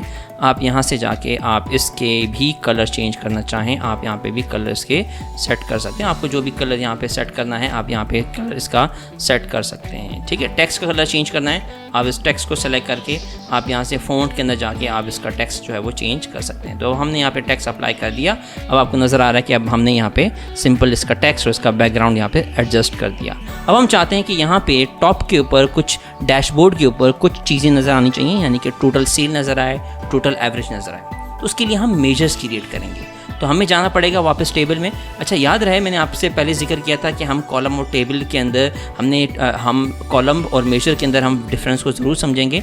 कॉलम जब आप क्रिएट करते हैं तो आपके लिए एक नया कॉलम यहाँ पे क्रिएट हो जाता है, और इस कॉलम के अंदर क्योंकि सारी वैल्यूज़ डिफरेंट होती हैं तो उसके लिए हमें कॉलम क्रिएट करना ज़रूरी होता है। अगर आपको एक समरी वैल्यू चाहिए, मतलब आपको सिर्फ एक आंसर चाहिए, यानी कि ये पूरे नेट प्राइस का टोटल कैलकुलेशन, तो वैल्यू तो एक होगी। तो उसके लिए ज़रूरी है कि हम कॉलम क्रिएट ना करें, हम मेजर्स क्रिएट करें। बहुत सारी और भी रीजंस होते हैं मेजर्स क्रिएट करने के लिए, वो भी ज़रा हम देखेंगे। तो आपने यहाँ पे क्लिक किया नए मेजर के ऊपर। अब हम यहाँ पे मेजर का नाम रखने वाले हैं सम ऑफ सेल्स। ठीक है, तो हमने यहाँ पे मेजर का नाम लिख दिया सम ऑफ सेल्स। यहाँ पे हम फार्मूला अप्लाई करेंगे सम का, तो हमने यहाँ पे सम का फार्मूला अप्लाई करना है, और यहाँ पे हमने राउंड ब्रैकेट ओपन की। अब हमें चाहिए नेट प्राइस का कॉलम। हम चाहते हैं कि नेट प्राइस का टोटल सम यहाँ पे डिस्प्ले हो जाए। तो हम यहाँ पे आते हैं नेट प्राइस के ऊपर, एंटर प्रेस करते हैं, तो अब आपका यहाँ पे एक मेजर क्रिएट हो गया है। मेजर का आपको अगर देखना हो तो मेजर आपको यहाँ पे डेटा की टैब के अंदर आप ज़रा देख सकते हैं कि यहाँ पे भी आपको मेजर्स नज़र आना स्टार्ट हो जाएंगे। आप यहाँ पे अब स्क्रॉल डाउन करेंगे तो इसके आगे बिल्कुल एक कैलकुलेटर का आइकन नज़र आ रहा होगा। तो यहाँ पे आपको कैलकुलेटर बना हुआ नज़र आ रहा होगा। तो ये रहा हमारा मेजर। तो इसके ज़रिए आप यहाँ से मेजर को बाद में डिलीट करना चाहें डिलीट भी कर सकते हैं। मेजर को एडिट करना हो तो आपने सिंपली जब आप वापस से सम ऑफ सेल के ऊपर क्लिक करेंगे तो आपके सामने यहाँ पे टॉप पे फार्मूला ओपन हो जाएगा, जिसके ज़रिए आप इस फार्मूला को वापस एडिट कर सकते हैं। तो हम वापस आते हैं, मेजर हमने क्रिएट कर लिया, तो हम जाते हैं रिपोर्ट व्यू के ऊपर। यहाँ से हम देख लेते हैं कि हमें एक विजुअल चाहिए। तो अच्छा, याद रहे कि जब भी आप किसी विजुअल के ऊपर क्लिक करें तो यहाँ पे आपने रिपोर्ट के ऊपर किसी भी चीज़ को सेलेक्ट ना किया, वो आपने अनसेलेक्ट किया हो। तो आप यहाँ पे किसी भी एम्प्टी एरिया के ऊपर क्लिक करेंगे तो आपका कोई भी जो है यहाँ पे जो चीज़ है, यहाँ पे जो भी आपका ऑब्जेक्ट है वो अनसेलेक्ट हो जाएगा। तो अनसेलेक्ट करना क्यों ज़रूरी है? क्योंकि आपको यहाँ पे नया कार्ड ओपन करना होता है या कोई नया विजुअल आपको पिक करना होता है। यहाँ पे बिल्ड विजुअल के अंदर आपको नज़र आ रहा है 1 2 3 लिखा हुआ है इसके ऊपर। जैसे आप इस कार्ड के ऊपर क्लिक करेंगे तो आपके सामने एक यहाँ पे विजुअल नज़र आ जाएगा। अच्छा, इस विजुअल के अंदर अभी जो हमने यहाँ पे मेजर क्रिएट किया है वो हम ज़रा ड्रैग करना चाहते हैं। यहाँ पे आपको डेटा की पैन नज़र आ रही है, आप इसे स्क्रॉल डाउन करें और यहाँ पे आपको नज़र आ रहा होगा कि सम ऑफ सेल का मेजर यहाँ पे मौजूद है। आप इससे लॉन्ग प्रेस करके जाके ड्रैग कर दीजिए तो आपको यहाँ पे थोड़ी ही देर में यहाँ पे एक विजुअल नज़र आ जाएगा। आप इस विजुअल को एडजस्ट कर लीजिए जहाँ कहीं पे भी आप एडजस्ट करना चाहते हैं। बाद में इसके कलर्स चेंज करना चाहें वो सारे तरीके मैं आपको बता चुका हूँ कि आप फॉर्मेट विजुअल्स में जाते हैं, यहाँ पे एक ऑप्शन नज़र आता है कॉल आउट वैल्यू। इसके ज़रिए आप इसका टेक्स्ट चेंज कर सकते हैं कि अगर आप यहाँ पे किसी और कलर में टेक्स्ट दिखाना चाहते हैं तो आप वो भी यहाँ पे सेट कर सकते हैं। ठीक है, फ़िलहाल मुझे इस कलर में टेक्स्ट नहीं दिखाना, मुझे यहाँ पे जो है इसे ब्लैक ही रखना है। और यहाँ पे आप डिस्प्ले यूनिट्स भी चेंज कर सकते हैं। अगर आपको थाउजेंड्स में चाहिए, मिलियंस में चाहिए वैल्यूज़ तो आप यहाँ पे मिलियंस में देख सकते हैं। तो आप ये सारी की सारी चीज़ें यहाँ पे देख सकते हैं। मुझे थाउजेंड्स में ही दिखाना है, डेसिमल प्लेसेस भी आप यहाँ पे सेट कर सकते हैं। उसके बाद आप यहाँ पे अगर आप इसके लेबल को ऑफ़ करना चाहें तो कैटेगरी लेबल को ऑफ़ कर सकते हैं।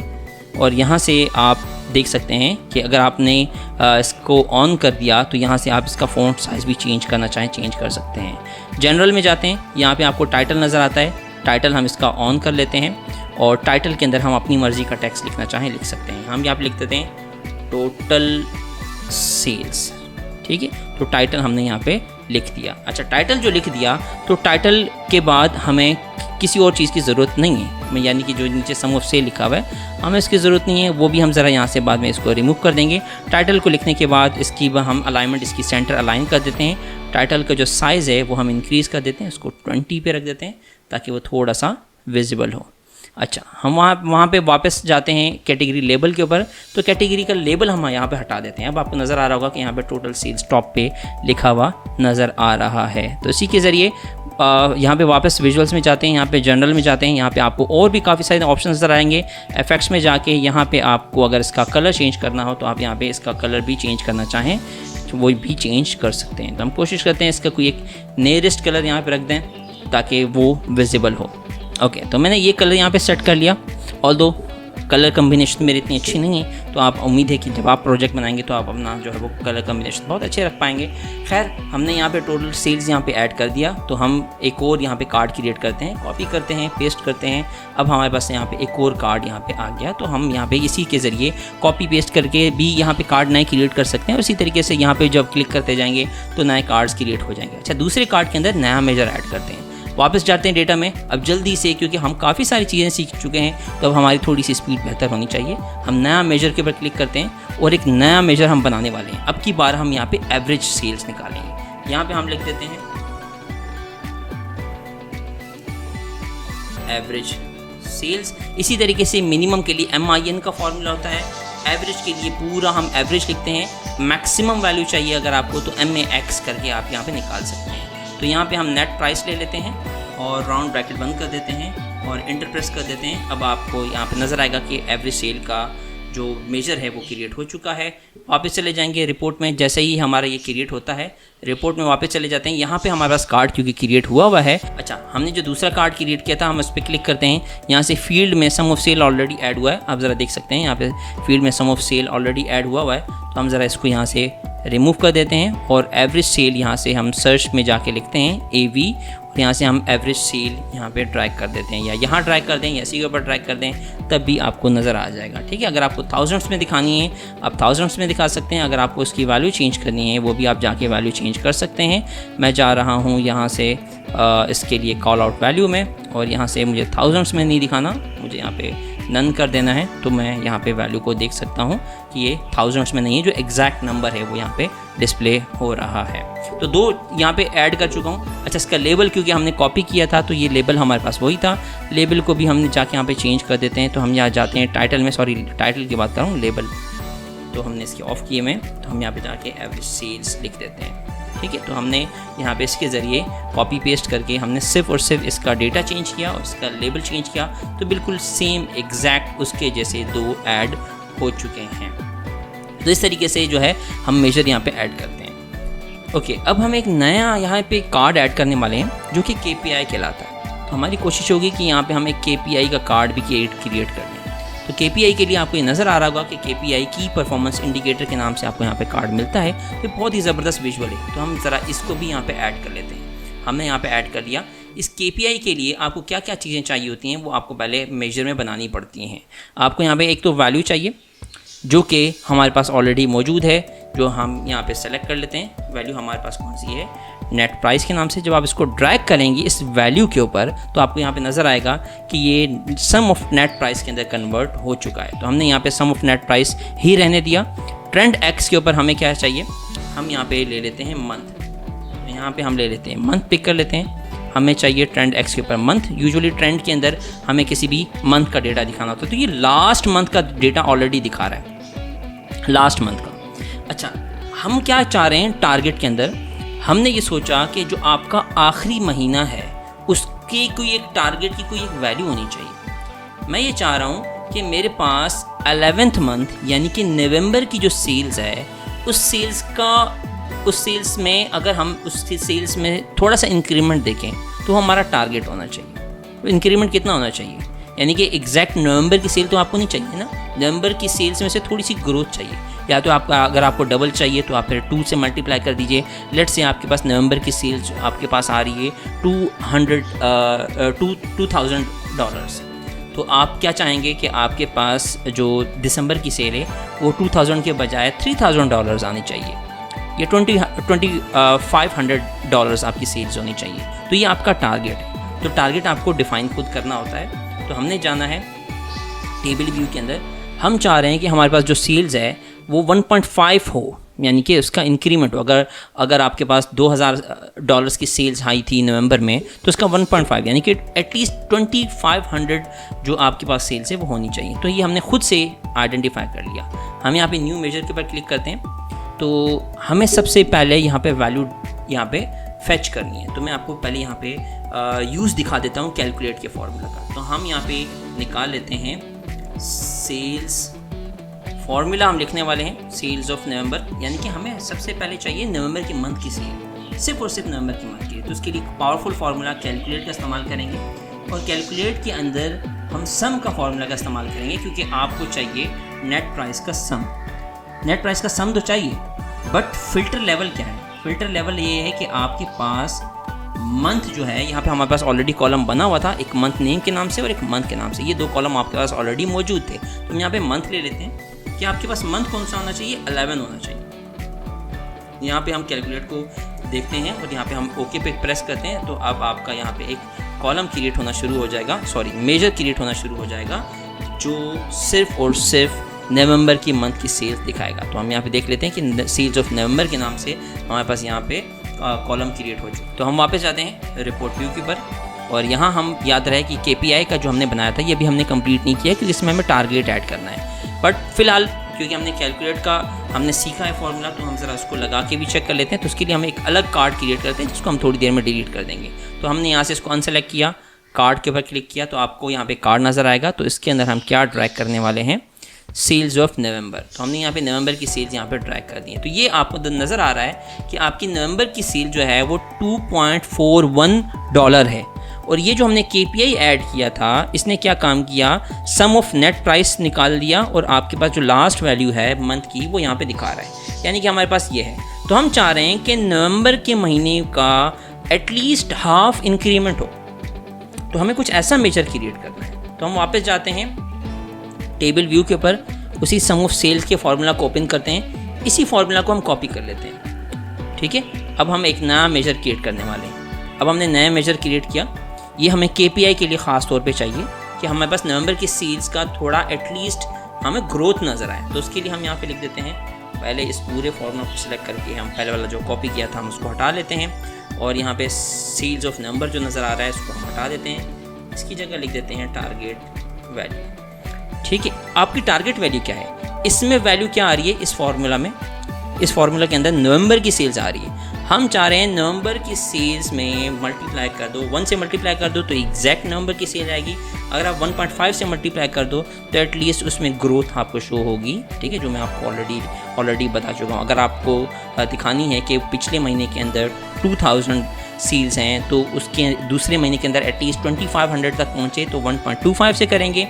अगर आप चाह रहे हो कि 2000 सेल्स है तो एटलीस्ट 3000 हो जाए, तो आप 1.5 आप यहाँ पे जो है उससे मल्टीप्लाई करोगे। तो ये आपका जो है यहाँ पे टारगेट इस तरीके से डिफ़ाइन हो जाएगा। तो हमने यहाँ पे टारगेट अपना डिफ़ाइन कर दिया, एक फार्मूला क्रिएट कर दिया टारगेट वैल्यू के नाम से, और हम वापस जाते हैं अपने रिपोर्ट व्यू में। अब हम यहाँ पे नवंबर की सेल्स भी हम यहाँ पे दिखा चुके हैं, और टारगेट हमने यहाँ पे ऐड करना है। आपको नज़र आ रहा होगा कि टारगेट का यहाँ पे जो फील्ड है वो अभी तक मिसिंग है, तो हम यहाँ पे टारगेट डिफ़ाइन कर देते हैं। तो जैसे ही हम टारगेट ट्रैक करेंगे, अब ज़रा देखिएगा कि अब आपको ये जो आपका KPI है ये बहुत अच्छी वैल्यूज़ दिखा रहा है, और यहाँ पे इसमें काफ़ी सारी मीनिंगफुल वैल्यूज़ हैं। आप ज़रा देखिएगा कि आप ज़रा जाके देखिएगा, यहाँ पे आपको गोल भी दिखा रहा है कि हमारा गोल क्या होना चाहिए था, जो है तकरीबन 3600 जो है वो आपको USD आपको यहाँ पे आपका गोल था, और आप गोल से अपने तकरीबन 19% पीछे हैं।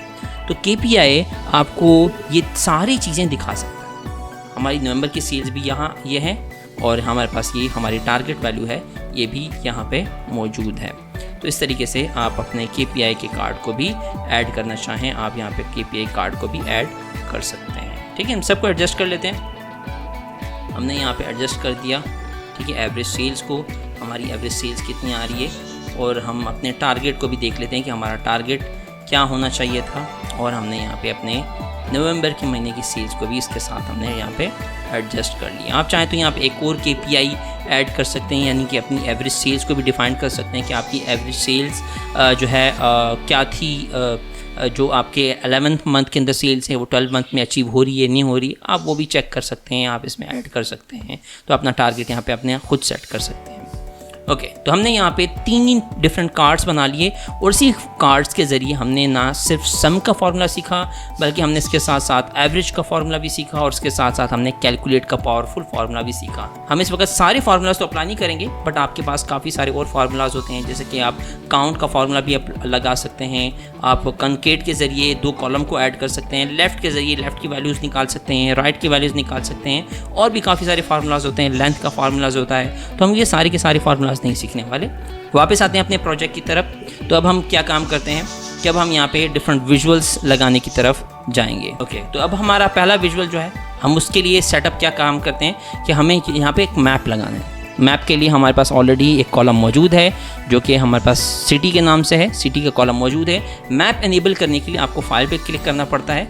आप यहाँ पे ऑप्शंस एंड सेटिंग में जाते हैं, यहाँ से आप ऑप्शंस में जाते हैं, और यहाँ से आपको एक ऑप्शन ढूंढना पड़ता है, वो मैं आपको अभी ज़रा बता देता हूँ। यहाँ पे आप सिक्योरिटी के अंदर जाते हैं, सिक्योरिटी के अंदर आप स्क्रॉल डाउन करें, यहाँ पे आपको एक ऑप्शन नज़र आएगा, use map and field map visuals. ये मेरे पास ऑलरेडी ऑन था, आप यहाँ से आप इसे ऑन कर दीजिएगा। आप ओके पे क्लिक करेंगे तो आपका यहाँ पे मैप एनेबल्ड हो जाएगा। अब यहाँ पे हम मैप पे क्लिक करेंगे तो आपको यहाँ पे एक मैप नज़र आ जाएगा। मैप हम यहाँ पे कोशिश करते हैं कि एटलीस्ट हाफ स्क्रीन के ऊपर हम यहाँ पे मैप लगा दें। मैप हमने यहाँ पे सिलेक्ट कर लिया। अब इसके अंदर हमें मैप के अंदर क्या क्या ड्रैग करना है, लोकेशन के अंदर हम यहाँ पे ऐड कर देते हैं सिटी। हम यहाँ पे ऐड कर दिया सिटी, तो आपको यहाँ पे नज़र आएगा कि सिटी का डेटा यहाँ पे दिखना शुरू हो गया है। हम चाहते हैं कि वो हमें डेटा साइज़ के हिसाब से आपको बता दे कि किस एरिया का एक्चुअल साइज़ क्या है। तो उसके लिए हमें बबल साइज़ देखना पड़ता है। बबल साइज़ के अंदर वो टोटल सेल्स हम यहाँ पे ऐड कर सकते हैं। तो आपको यहाँ पे नज़र आ रहा होगा कॉलम जो हमने ऑलरेडी हमने एंड में क्रिएट किया था नेट प्राइस के नाम से, तो वो ज़रा ढूंढ लेते हैं। हमने यहाँ पे नेट प्राइस सर्च किया और नेट प्राइस हम यहाँ पे बबल साइज़ में ऐड कर देते हैं। अब आपको ज़रा नज़र आएगा, मैं इस पर थोड़ा सा जूम इन करके देख लेता हूँ, तो आपको नज़र आएगा कि आपको यहाँ पे बबल साइज़ दिखा रहा है कि किस सिटी के अंदर वॉल्यूम ऑफ सेल्स कितना है, वो आपको यहाँ पे नज़र आ रहा है, दिखा रहा है। तो इस तरीके से ये जो है वो हम मैप को ऐड कर सकते हैं। इसके टाइटल्स वगैरह मैं आपको ऑलरेडी बता चुका हूँ कि आप यहाँ से फॉर्मेट में जाके सारे के सारे जो है वो कैटेगरी के लेबल्स हैं, आप उनको ऑफ़ कर देंगे तो आपको जो है वो कैटेगरी के लेबल्स भी आपको नज़र आएंगे। वो सारी की सारी चीज़ें आप यहाँ पे चेंज कर सकते हैं, जो कि तमाम ऑलरेडी मैं आपको बता चुका हूँ। अब हम इसके साथ एक लाइन चार्ट ऐड करने वाले हैं। तो लाइन चार्ट के लिए हम यहाँ पे सिलेक्ट कर लेते हैं लाइन चार्ट। लाइन चार्ट के लिए ज़रूरी होता है कि आपके पास एक डेट का कॉलम हो, जिस तरीके से KPI के अंदर भी डेट का कॉलम का होना ज़रूरी होता है। तो हम यहाँ पे एक्स एक्सिस के ऊपर कोशिश करते हैं कि आपके पास कोई डे हो, कोई मंथ हो। हमने एक ऑलरेडी कॉलम क्रिएट किया हुआ था मंथ नेम के नाम से, तो हम ये ज़रा मंथ नेम का कॉलम यहाँ से पिक कर लेते हैं। हमने यहाँ पे मंथ नेम को उठाया और इसको हम रख देते हैं एक्स एक्सिस के ऊपर, और उसके साथ साथ हम ऑलरेडी जो है वो नेट प्राइस जो है वो कैलकुलेट कर चुके हैं। तो हम नेट प्राइस को यहाँ पे रख देते हैं एक्स एक्सिस के ऊपर। तो आपको नज़र आएगा कि ये आपको ग्रोथ नज़र आ रही है या डिक्लाइन नज़र आ रहा है। तो हमारा डेटा इस वक्त दिखा रहा है कि हमारे पास फरवरी के महीने में सेल्स बहुत ज़्यादा थी और नवंबर दिसंबर तक पहुँचते पहुँचते जो है वो हमारे पास सेल्स बहुत ही ज़्यादा गिर गई हैं। तो इस तरीके से जो है आप लाइन चार्ट ऐड कर सकते हैं। नया पेज क्रिएट करना है तो आप ज़रा इस पर डबल क्लिक करते हैं और इसका जो है वो नाम चेंज कर देते हैं। इसका नाम हम रख देते हैं मेन।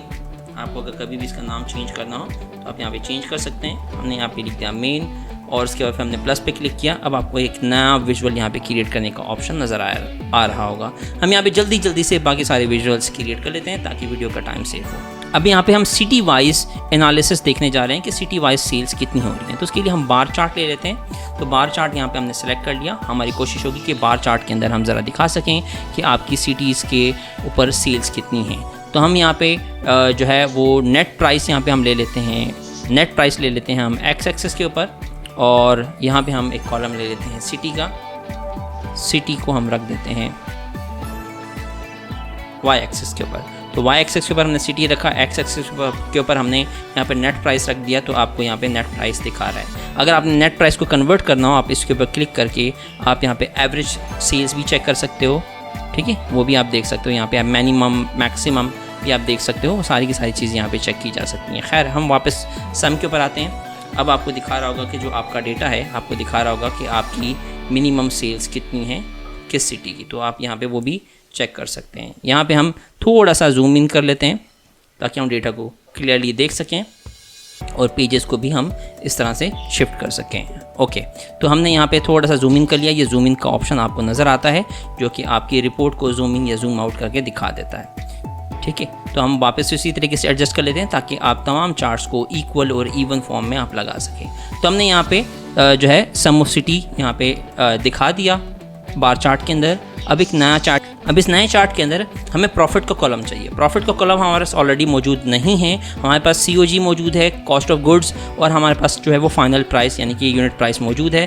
तो हम इन दोनों को लेकर हम यहाँ पे प्रॉफिट ज़रा हम यहाँ पे चेक कर लेते हैं। तो प्रॉफिट के लिए हम यहाँ पे एक नया कॉलम क्रिएट करने वाले हैं। जल्दी से ज़रा हम जाते हैं, नया कॉलम क्रिएट करते हैं। नए कॉलम का नाम हम रख देते हैं प्रॉफिट। हमने रखा यहाँ पे प्रॉफिट, और इसके अंदर हम क्या काम करते हैं कि हमारी जो टोटल प्राइस है, जो गालिबन हमने नेट प्राइस की कॉलम में ली थी, तो नेट प्राइस में से हम माइनस कर देते हैं COG। तो हमारे पास क्या होगा कि हमारे पास प्रॉफिट यहाँ पे कैलकुलेट हो जाएगा कि आपको पर सेल्स कितना प्रॉफिट हो रहा है, तो वो यहाँ पे हमारे पास कैलकुलेट हो गया। तो ये हमने फार्मूला यहाँ पे क्रिएट किया है। तो अब हम ज़रा इसी कॉलम को यूज़ कर लेते हैं। वापस जाते हैं रिपोर्ट के ऊपर, यहाँ पे हम ले लेते हैं लाइन चार्ट दोबारा से। अब हम यहाँ पे अपने प्रॉफिट वर्सेस नेट प्राइस दोनों यहाँ पे हम दिखा देंगे।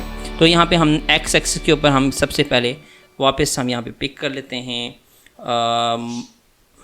मंथ। तो यहाँ पे हमने ले लिया मंथ नेम एक्स एक्सिस के ऊपर। अब वाई एक्सिस दो हैं हमारे पास, हम एक में प्रॉफिट रख देते हैं और हमने यहाँ पे रख दिया वाई एक्सिस के ऊपर एक प्रॉफिट रख दिया, और इसके साथ साथ हम रख देते हैं नेट प्राइस। तो ये आपको अब दिखा देगा कि आपकी प्रॉफिट का और नेट प्राइस का कंपैरिजन लाइन चार्ट के अंदर आपको दिखा देगा। तो अब मैं थोड़ा सा जूम इन करके आपको दिखा देता हूँ। तो ये कुछ इस तरह से आपको ये एनालिसिस परफॉर्म करके दिखा रहा होगा, ठीक है। तो ये प्रॉफिट वर्सेस जो आपकी सेल्स है ये आपको दिखा रहा है। ओके, तो हम वापस जूम आउट कर देते हैं। बाकी हम जल्दी से यहाँ पे चार्ट बाकी क्रिएट कर लेते हैं।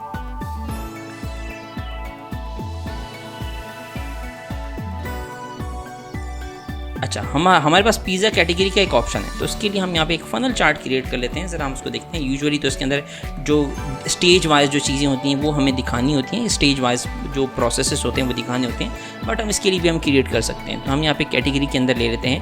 हमारे पास पिज़्ज़ा कैटेगरी मौजूद है, तो यहाँ पर हम ले लेते हैं पिज़्ज़ा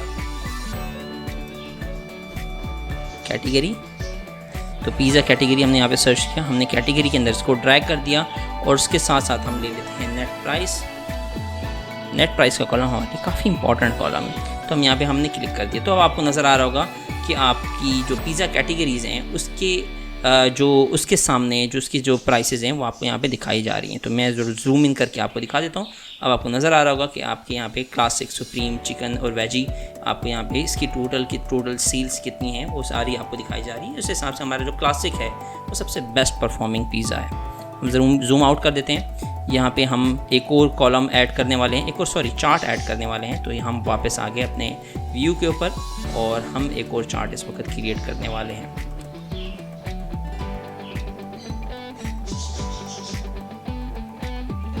अब की बार ज़रा हम पाई चार्ट को यूज़ करते हैं। पाई चार्ट के अंदर यूजुअली कंट्रीब्यूशन दिखाया जाता है, या प्रोपोजिशन दिखाया जाता है, या कंपोजिशन दिखाया जाता है। तो हम ज़रा देखते हैं कि हमारी सेल्स के अंदर जो हमारे जो पिज़्ज़ा के साइज़ हैं उनका क्या कंट्रीब्यूशन है, यानी कि कौन सा साइज़ कितना ज़्यादा बेस्ट परफॉर्मिंग है। तो हम यहाँ पे जो है वो साइज़ का कॉलम यहाँ पे ले लेते हैं,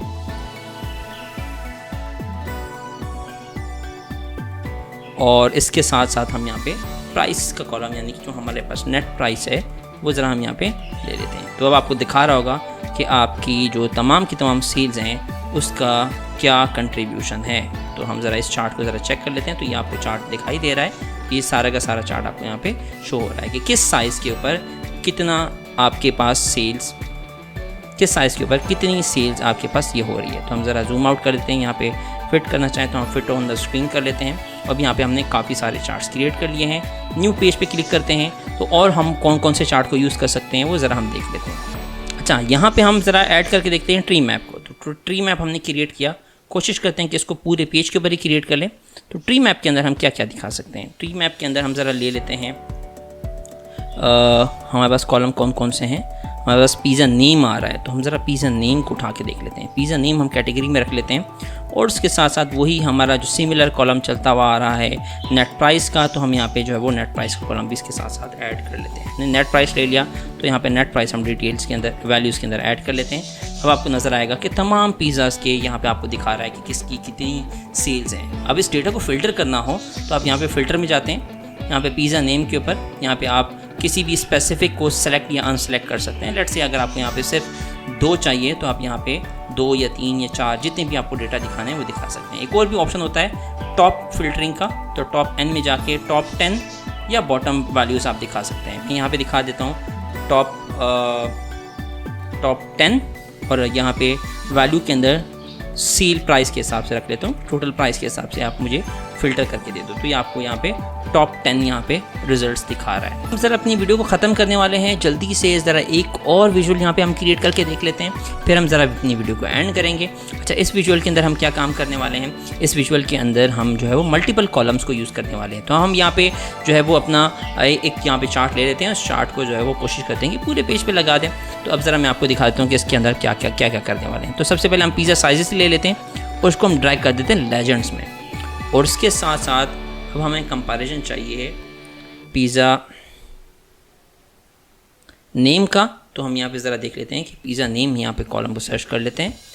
नेम का कॉलम हमारे पास होना चाहिए, तो हमने यहाँ पे ले लिया पिज़्ज़ा नेम। तो पिज़्ज़ा नेम हमने पिक कर लिया यहाँ पे वाई एक्सेस के ऊपर, और उसके साथ साथ हम ज़रा यहाँ पे प्राइस का कॉलम ले लेते हैं जो कि हमारे पास था नेट प्राइस का। तो हम यहाँ पे नेट प्राइस यहाँ पे पिक कर लेते हैं एक्स एक्सेस के ऊपर। तो अब आपको ज़रा नज़र आ रहा होगा कि हर पिज़्ज़ा के अगेंस्ट यहाँ पे आपको नज़र आ रहा होगा कि क्या वेरिएशंस हैं, लार्ज, स्मॉल और इसी के साथ साथ मीडियम, किस में कितना आपको नज़र आ रहा है। डेटा काफ़ी ज़्यादा है, तो हम यहाँ पे इसको टॉप 20 पे चले जाते हैं या बॉटम 20 पे।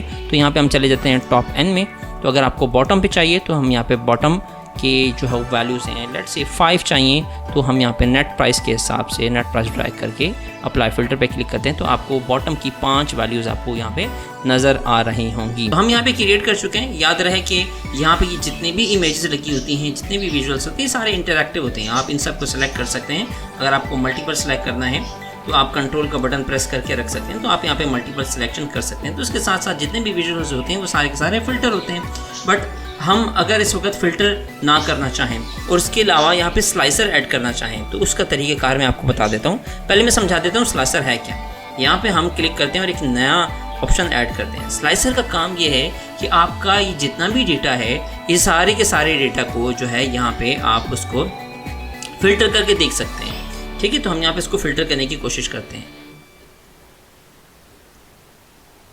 ओके, तो हमने ये स्लाइसर का ऐड कर दिया, मगर स्लाइसर के अंदर हमें ड्रैग क्या करना है। आप इस स्लाइसर के अंदर कोई भी कैटेगरी का कॉलम ऐड कर सकते हैं। लेट्स से हम यहाँ पे सिटी ऐड करते हैं। जैसे आप इसमें सिटी ऐड करेंगे तो आपको यहाँ पे सिटी के नाम नज़र आएंगे। आप इसमें से क्लिक करते जाएंगे। लेट्स से आपको सिर्फ अबू धाबी का डेटा दिखना है, तो ये सारा का सारा डेटा जो आपको इस तरफ नज़र आ रहा है ये सारा अबू धाबी का है। और इसी तरीके से आप इनको चेंज करते रह सकते हैं, जिसके ज़रिए आपको पता चलेगा। लेट्स से आप सिर्फ ये देखना चाह रहे हैं दुबई के अंदर जो बॉटम की जो 10 जो प्रोडक्ट्स हैं वो कौन सी हैं, तो आपने यहाँ पे सिर्फ दुबई पे क्लिक किया। अगर आप मल्टीपल सिटीज़ को देखना चाह रहे हैं तो आप कंट्रोल क्लिक करते रहेंगे तो ये स्लाइसर काम करेगा। इसी तरीके से आप सिटी, कंट्री और इसी तरीके से और भी डिफरेंट जो है उसमें स्लाइसर ऐड कर सकते हैं। यूजुअली हम कोशिश करते हैं इसको मेन पेज पे ऐड करें, हमने वैसे इसको मेन पेज पे ऐड नहीं किया। तो यहाँ पे एक और स्लाइसर हम ऐड करके देख लेते हैं। लेट्स से हमने यहाँ पे एक स्लाइसर क्रिएट किया और अब की बार हम इसके अंदर स्लाइसर को ऐड कर देते हैं डे नेम के लिहाज से। ये आपको बता देगा कि आप किस किस डे के हिसाब से देखना चाहते हैं। लास्ट स्लाइसर हम ऐड करते हैं कि हम टाइमलाइन का स्लाइसर ऐड करें, तो एक और स्लाइसर हम यहाँ पे पिक कर लेते हैं। यहाँ पे हमने स्लाइसर को सिलेक्ट करना है, तो हमने स्लाइसर को ऐड कर दिया और अब की बार हम इसके अंदर डेट का कॉलम यानी कि ऑर्डर डेट हम यहाँ पे सिलेक्ट कर लेते हैं। तो ऑर्डर डेट के अंदर आपको नज़र आएगा कि यहाँ पे एक लाइन नज़र आ रही है जिसके ज़रिए आप अपने डेटा को टाइम के हिसाब से फ़िल्टर कर सकते हैं कि किस टाइम ड्यूरेशन के अंदर आप देखना चाहें। तो इसके ज़रिए आपके फ़िल्ट्रेशन के जो ऑप्शंस होते हैं वो काफ़ी बेहतर और काफ़ी इम्प्रूव हो जाते हैं स्लाइसर्स के ज़रिए। यूजुअली हम फ़िल्टर यहाँ से भी कर सकते हैं जो मैं आपको पहले बता चुका हूँ, और स्लाइसर ऐड करके भी आप तमाम मेन्यूज़ के ऊपर काम कर सकते हैं, जिसके ज़रिए तमाम के तमाम जितने भी विजुअल्स उस पेज पे लगे होंगे वो सारे के सारे इन स्लाइसर्स के ज़रिए कंट्रोल किए जा सकते हैं। इस वीडियो के लिए आई गेस इतना ही। काफ़ी सारी चीज़ें हमने सीख ली हैं आज की वीडियो में। नेक्स्ट वीडियो में मिलेंगे, तब तक के लिए अल्लाह हाफ़िज़।